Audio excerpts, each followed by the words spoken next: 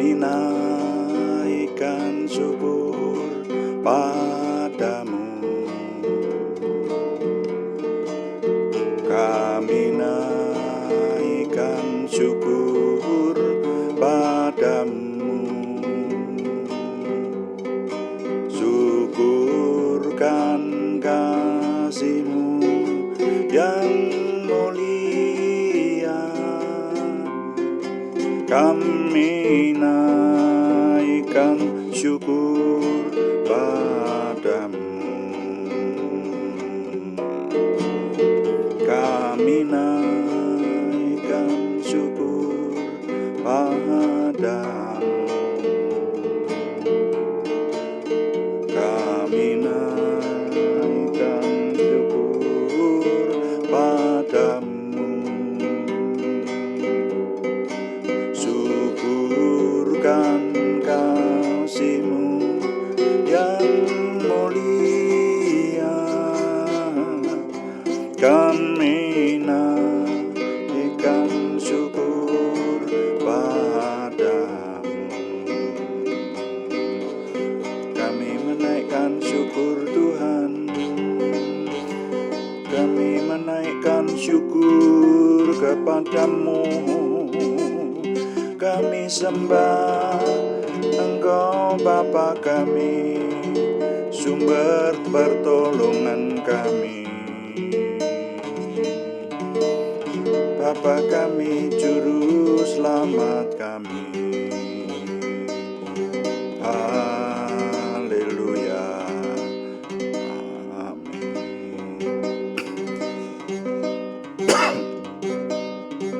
Kami ingin selalu menyembah-Mu Tuhan.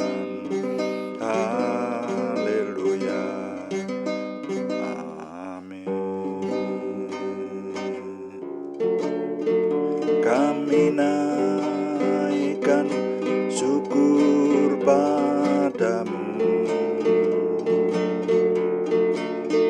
Kami naikkan syukur padamu. Syukurkan kasih-Mu yang mulia. Kami naikkan syukur padamu.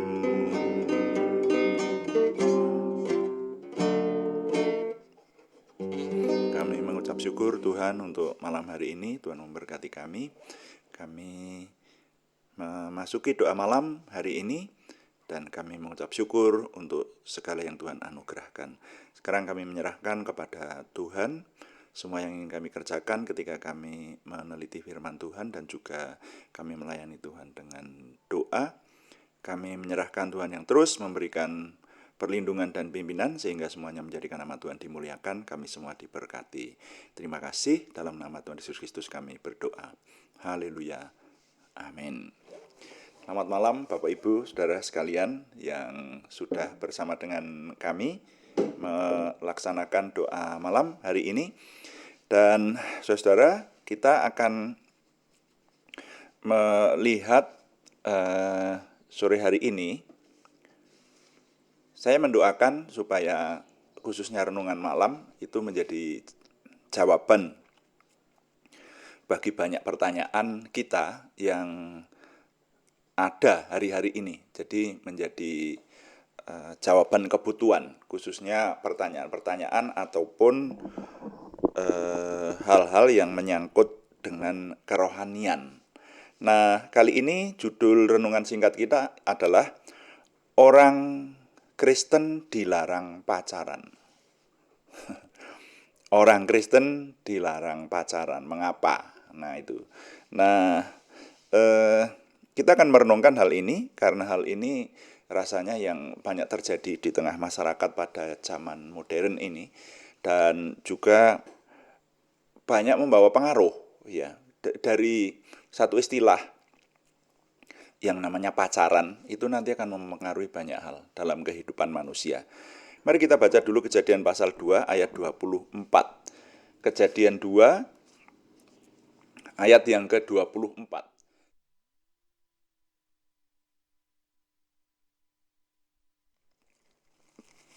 Demikian firman Tuhan. Sebab itu seorang laki-laki akan meninggalkan ayahnya dan ibunya dan bersatu dengan istrinya, sehingga keduanya menjadi satu daging. Nah, ini firman Tuhan bagian dari kitab Kejadian. Ini pasal 1, pasal 2 sampai pasal 3 itu kan mengisahkan mengenai penciptaan manusia. Nah, di sini firman Tuhan berkata, sebab itu seorang laki-laki akan meninggalkan ayahnya dan ibunya, kemudian bersatu dengan istrinya, lalu keduanya menjadi satu daging. Nah, mari kita merenungkan dari bagian firman Tuhan ini. Kita tahu, saudara nanti silahkan baca ayat-ayat sebelumnya ya. Dari pasal 1 kitab Kejadian sampai pasal 2, ini ayat 24 ini kan hampir ayat terakhir ini. Jadi 2 pasal ini Anda baca. Di situ dikisahkan bahwa, sekali lagi, ini pernah kita renungkan juga, saya pernah mengetengahkan di sini, bahwa Tuhan itu tadinya menciptakan manusia itu hanya satu orang, yaitu Adam. Makanya yang disebut manusia itu Adam di kitab Kejadian. Dan ketika Tuhan melihat manusia, maka dikatakan tidak baik kalau manusia itu seorang diri saja. Kejadian 1 ayat 31 itu, saudara ya.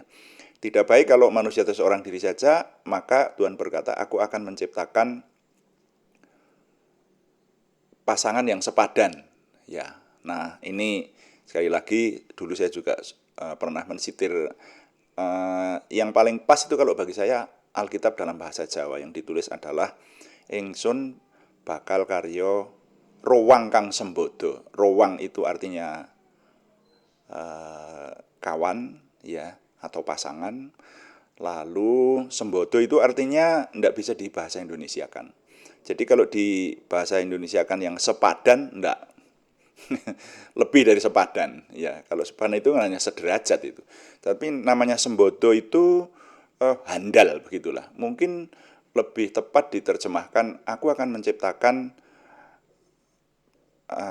kawan yang handal bagi manusia itu. Nah itu. Jadi sembodo itu handal dalam segala sesuatunya, pas ya, seperti itu. Nah, jadi kalau boleh saya menyampaikan bahwa kita mendapati yang menciptakan perkawinan itu Tuhan sendiri. Jadi sekali lagi saya ingin mengingatkan, di dunia ini sepengetahuan saya ada 2 lembaga yang diciptakan langsung oleh Tuhan.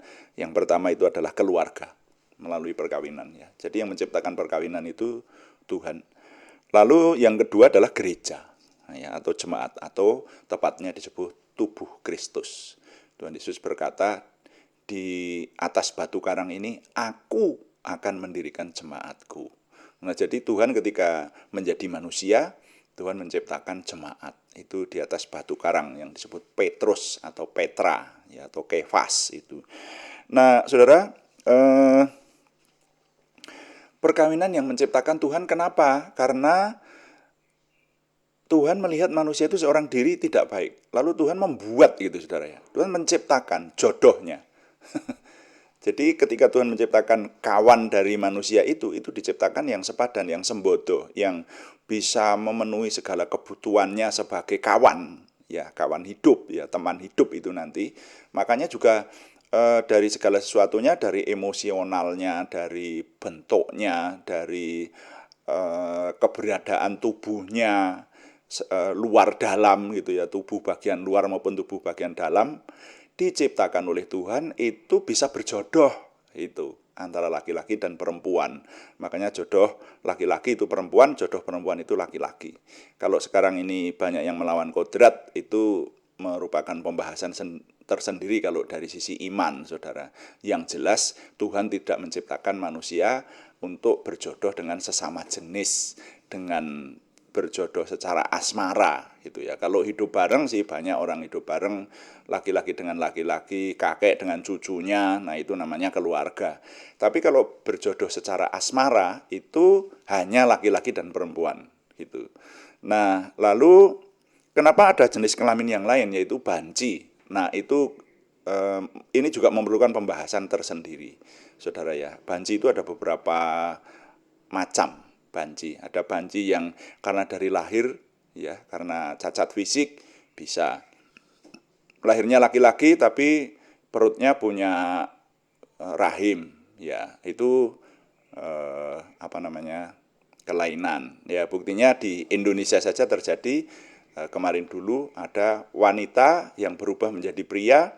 Ternyata karena apa? Karena, maaf permisi bicara, alat kelaminnya tersembunyi katanya. Nah, itu kan karena kelainan, saudara. Dan sekarang berubah jadi pria. Itu jadi ada istilah-istilah kedokteran semacam itu. Tapi kalau normal itu laki-laki jodohnya perempuan. Nah, kenapa terjadi ketidaknormalan semacam itu?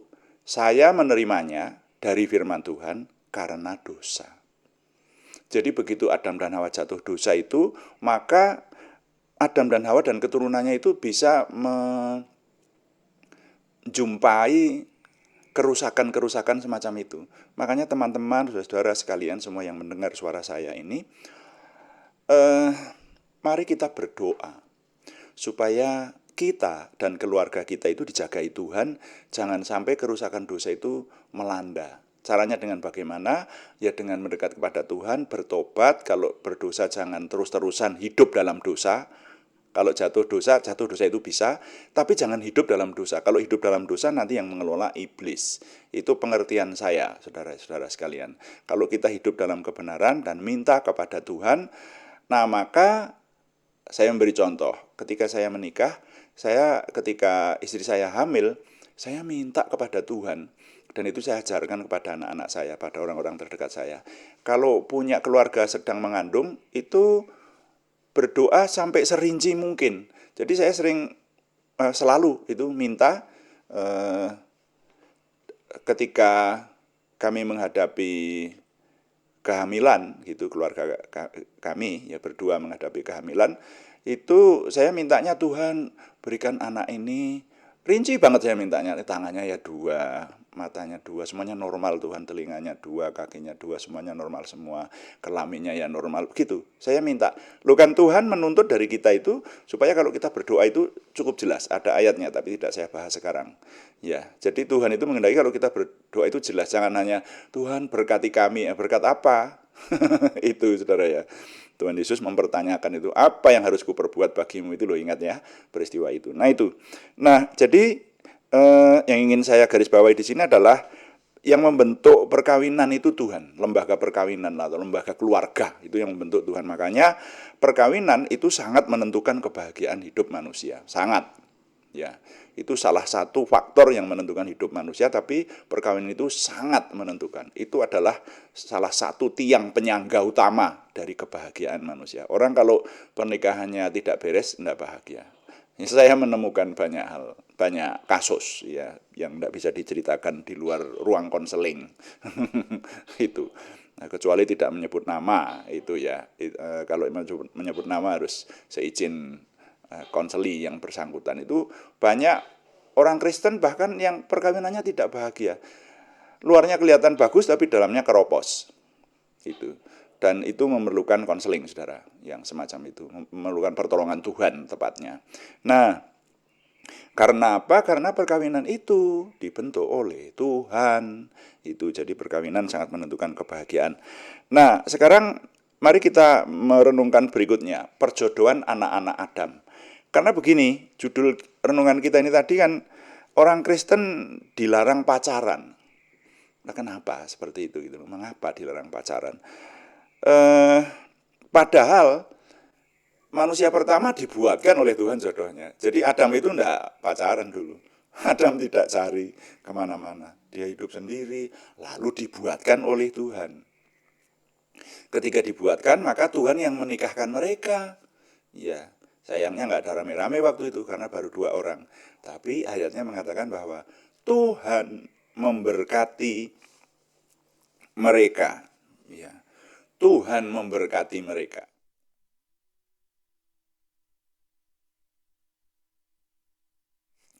Tuhan memberkati mereka, lalu baru keluarlah perintah, beranak cuculah, penuhilah bumi. Baca nanti ayat-ayat selanjutnya itu ya, ayat sebelum dan sesudahnya tentang penciptaan manusia itu.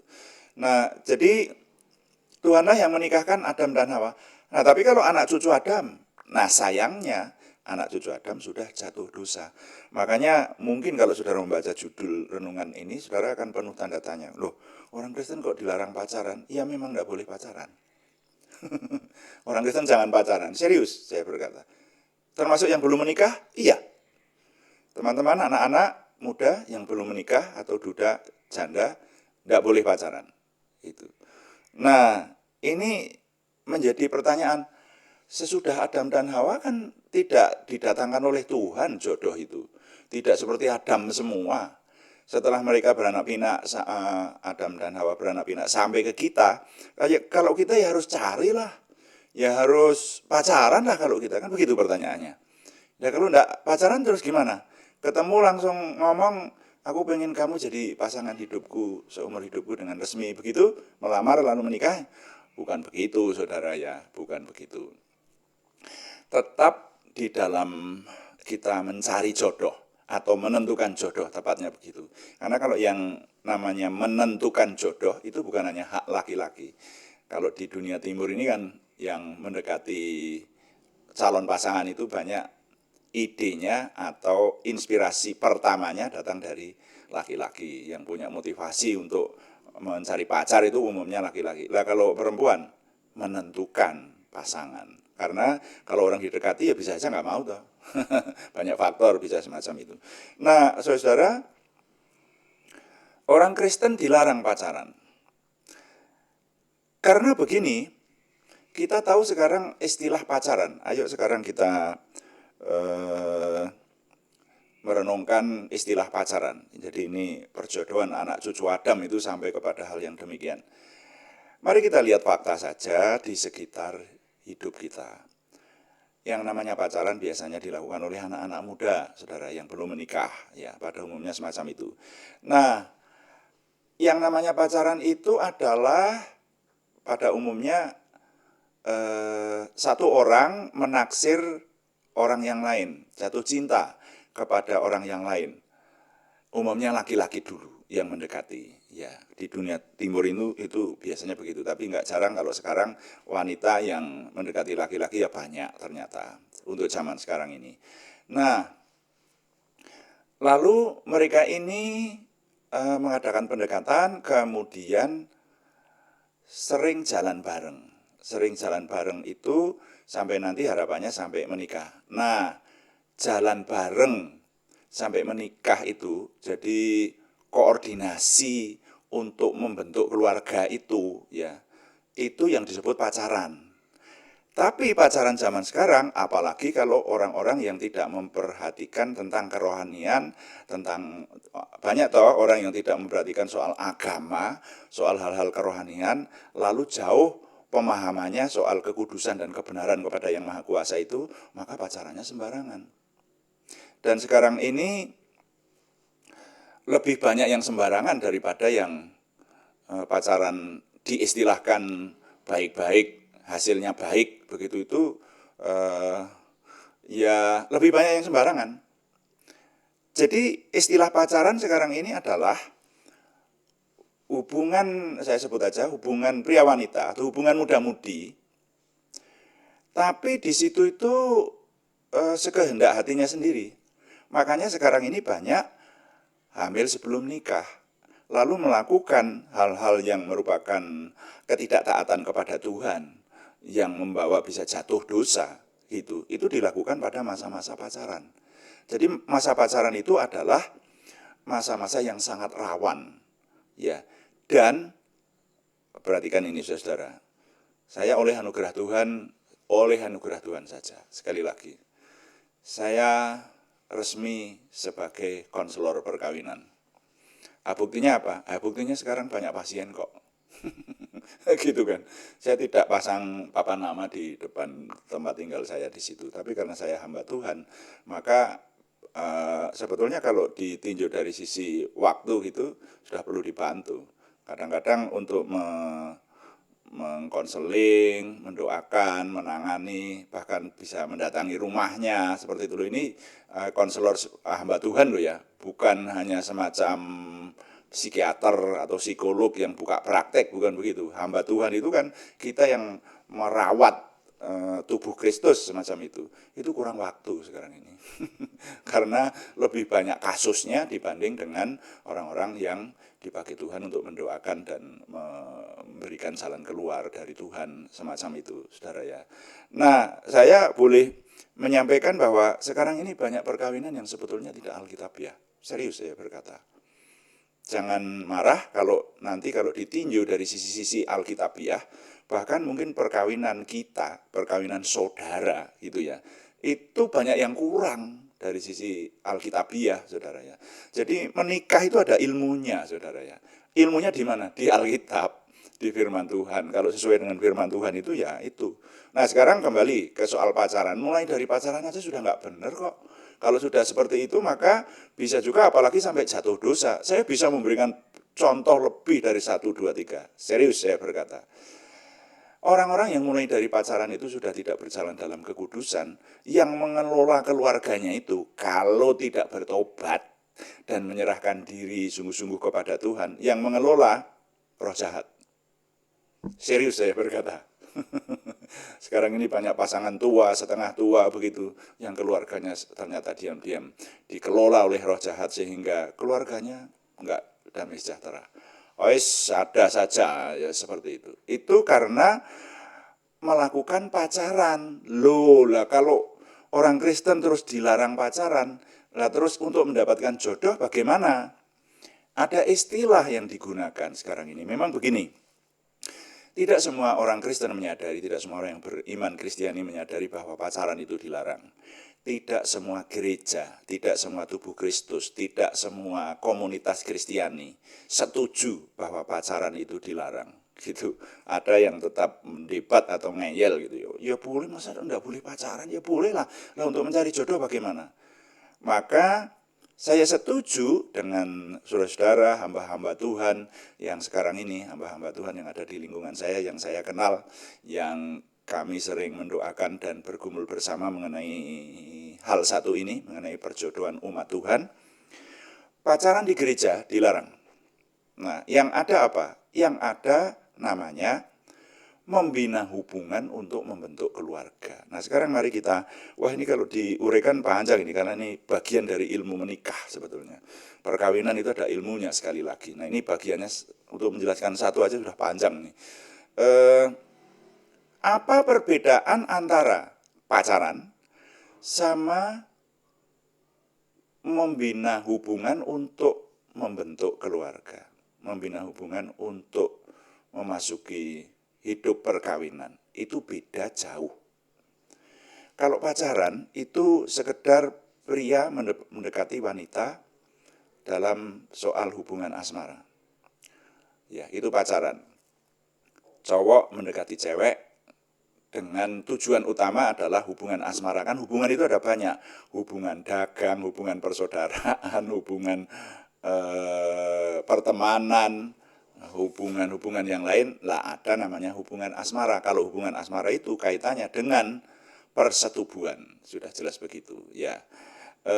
Alkitab menggunakan istilah persetubuhan, bukan seksualitas ya. Saya menggunakan istilah Alkitab saja ya. Bukan nanti Kejadian pasal 1, Kejadian pasal 4 ayat 1, di situ ada kata bersetubuh gitu. Itu bahasa Alkitab. Nah, pria sama wanita yang mengadakan hubungan arahnya nanti ke sana, itu namanya hubungan asmara. Bahkan kalau hubungan asmara ini sekarang ini ya permisi bicara, pria dengan pria, wanita dengan wanita, bahkan sekarang LGBT itu konon mengadakan kampanye besar-besaran untuk membuat dunia ini bisa menerima bahkan menghidupi ya seperti mereka, yaitu kehidupan LGBT, yaitu pria menikah dengan pria, wanita menikah dengan wanita. Jadi campur aduk seperti itulah itu. Nah, kita yang orang beriman, mari sekarang memperhatikan hal ini. Ya, jangan melakukan pacaran. Tapi kalau memang mau membentuk keluarga, lakukanlah membina hubungan untuk membentuk perkawinan, untuk membentuk keluarga. Itu beda, saudara-saudara ya. Jadi ini yang boleh sekarang ini.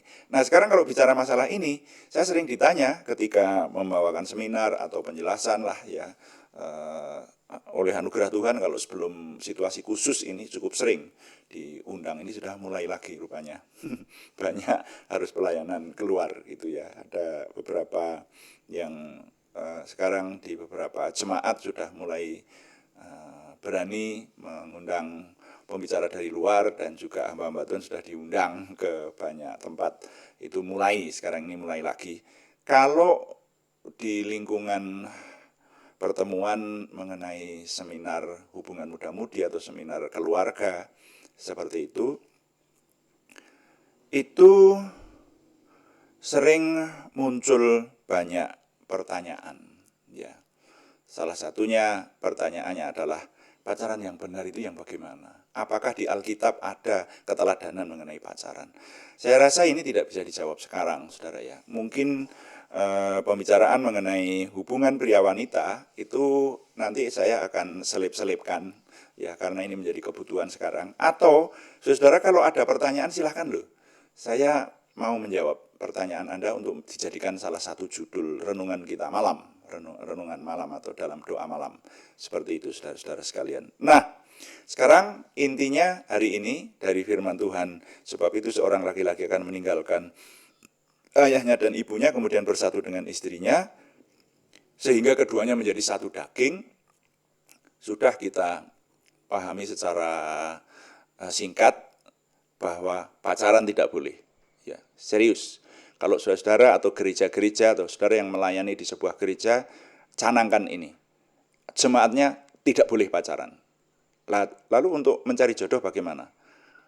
Dampingi mereka, didik diri kita juga, saudara-saudara, dan anak-anak kita jangan lupa, untuk membina hubungan asmara, untuk membentuk keluarga. Persiapan membentuk keluarga dalam perkawinan resmi. Itu beda dengan pacaran.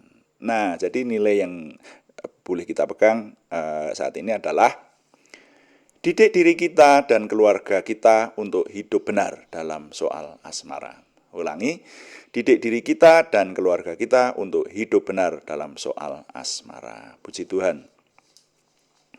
Mari kita berdoa, dan kita akan mendoakan nama-nama yang masih harus didoakan, terutama ada nama-nama yang menyusul yang masih ada di rumah sakit ya, yang membutuhkan kesembuhan dari Tuhan, nanti kita doakan. Dan juga pergumulan yang lain yang minggu ini nama-namanya masih dikirim kepada kita ya. Kita pujikan, kuduskan tempat ini, dan kita akan melayani Tuhan dengan doa. Kuduskan tempat ini untuk kami berdoa. Kuduskan hati ini untuk kami menyembah. Biar segala perkara ku serahkan padamu, Yesus, dan Roh Kudus bekerja membimbing kami semua.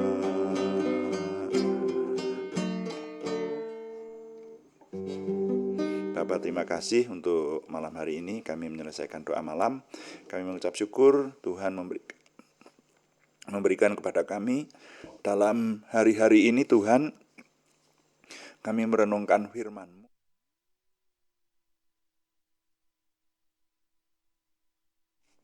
yang memenuhi kebutuhan kami. Sekarang kami menyerahkan kepada Tuhan untuk Tuhan terus menolong kami, terutama anak-Mu ini dan tim yang ada di sini, yang Tuhan pakai untuk menyelenggarakan doa malam ini. Urapi kami semua sehingga kami, Tuhan, mampu melanjutkan pelayanan doa pagi dan doa malam setiap hari, sehingga kami terus diberkati.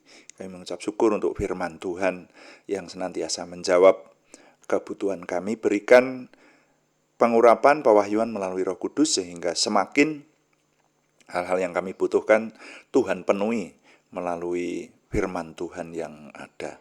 Terima kasih, kami mengucap syukur, dan sekarang kami terus berdoa syafaat untuk sekeliling kami. Tuhan menolong, kami berdoa khususnya untuk saudara kami yang belum punya pasangan, untuk anak-anak kami yang belum menikah, bahkan juga untuk duda maupun janda yang sekarang ini sedang berdoa untuk mencari pasangan.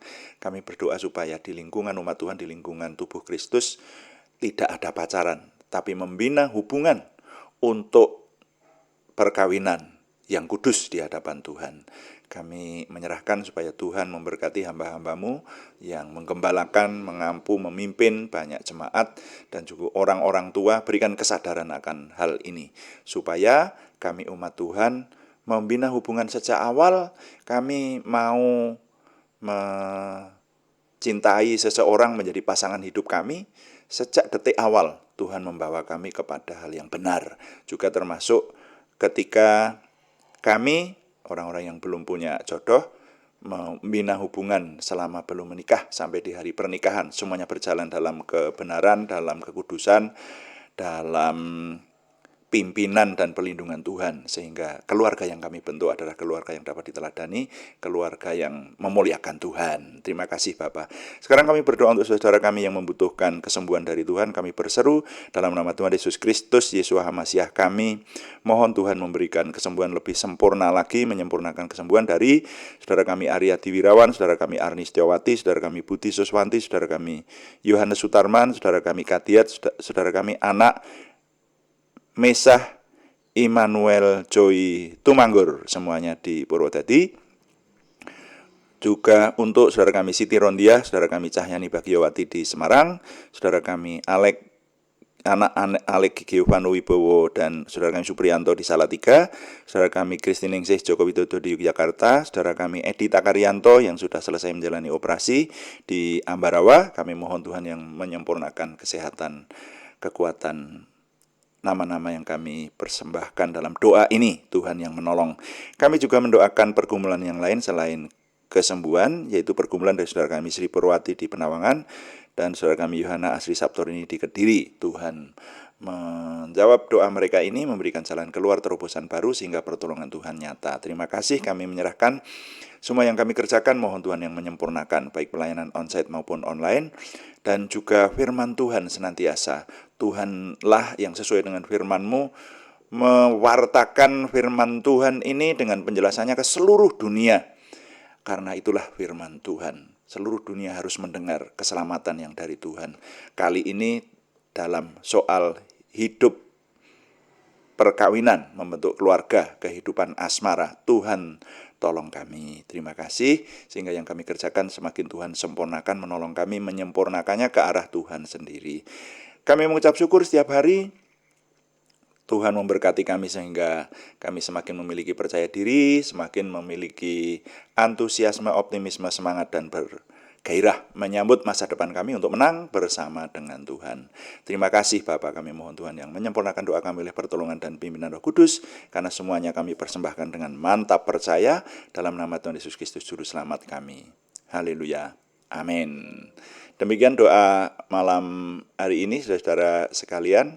Dan saya senantiasa mengingatkan bahwa penyelenggaraan doa secara online kami adakan setiap hari, Senin sampai dengan Sabtu, pagi jam 5 namanya doa pagi, dan sore jam 18 atau jam 6 sore waktu Indonesia bagian Barat, semuanya antara setengah jam 40 menit ya, kita menginvestasikan waktu. Saudara, kalau orang Kristiani, umat Tuhan itu dituntut persepuluhan, ya, harus mempersembahkan 1/10 yang Tuhan berikan, dikembalikan kepada Tuhan.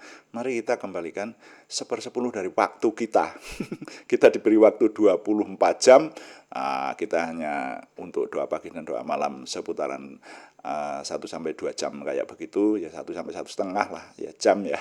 Itu rasanya tidak berat. Dan puji Tuhan, terutama kalau yang doa pagi, kita mau meneliti dengan seksama kitab suci dari Kejadian sampai Wahyu. Nah, doakan kami yang menyelenggarakan, kami berkenan terus kepada Tuhan dan berikan umur panjang kepada kami dan tim untuk dapat melanjutkan hal yang luar biasa ini ya, melalui mekanisme online ini. Kita dari rumah masing-masing, bahkan kalaupun terlambat bisa mengeklik lagi arsip video dari renungan yang ada untuk melengkapi pemahaman kita dan pengenalan kita akan Tuhan. Karena itu berikan terus dukungan kepada kami melalui masuk di kolom chatting ya, sehingga kami tahu bahwa Anda mendukung kami di setiap live streaming kami maupun sesudahnya, saudara. Dan berikan subscribe, like, komen, dan share supaya lebih banyak lagi saudara yang diberkati bersama dengan kita. Selamat malam, Tuhan memberkati. Amin.